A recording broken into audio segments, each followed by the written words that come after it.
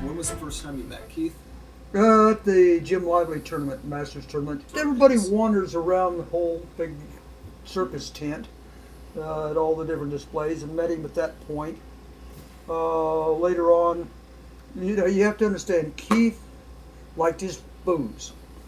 He would open up his rooms and have a party.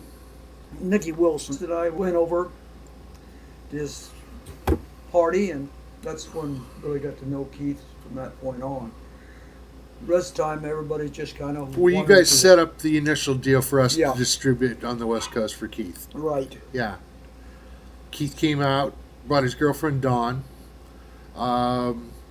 We went over the business end of what we wanted to put up, how we wanted to display it. Footage-wise, I set up a couple of proposals how we were going to do it.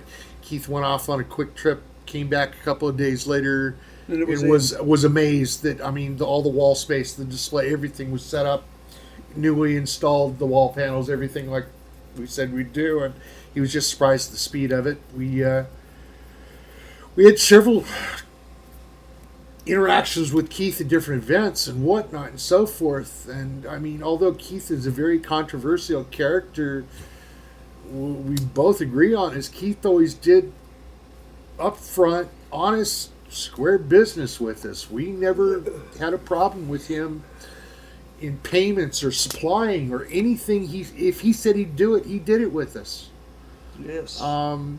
Keith though is a measure of controversy. I know he takes heat for beating down Eddie Dovner in a tournament.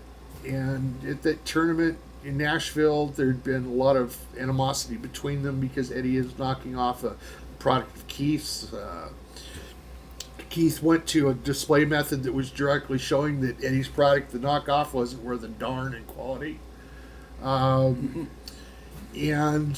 I was personally there, and I saw what happened when they got in a fight. This was not just about a vest. This was not about a knockoff. Eddie made a really bad mistake and laid his hand onto Keith's girlfriend's shoulder to stop her from doing a display that she was going to show the product. She was this little tiny thin female, and she could rip the vest apart. Okay. There was no better example of how bad a quality this product was. And Eddie went and laid a hand on her to stop her, and that's when Keith went off. And Keith laid a beat down on Eddie Dovner for laying a hand on his girlfriend. And I tell you what, that's what that was about.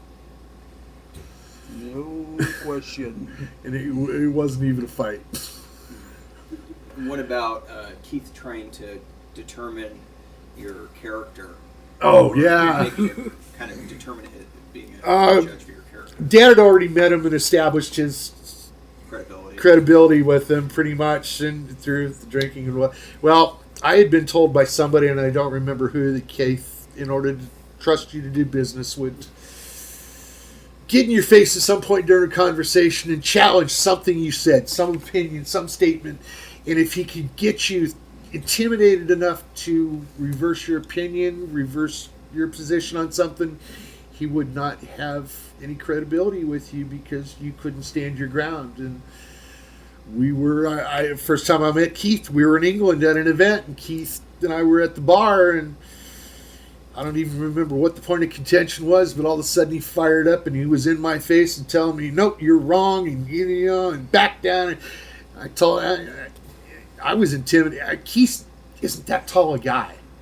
Okay, and looking at him, he's not necessarily that intimidating. But boy, the look in his eye, I was intimidated.